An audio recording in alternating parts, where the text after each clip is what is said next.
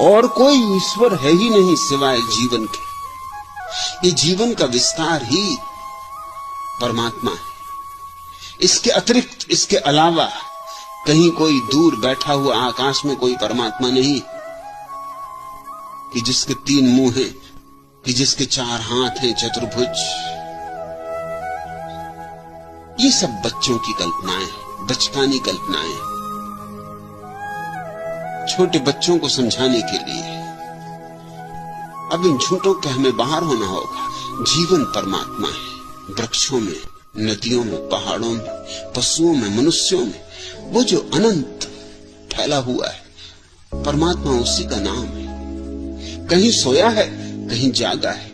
जहां जाग गया है वहां बुद्धत्व है, वहां प्रतिपल आनंद ही आनंद है। जहां सोया है वहां प्रतिपल दुख ही दुख है।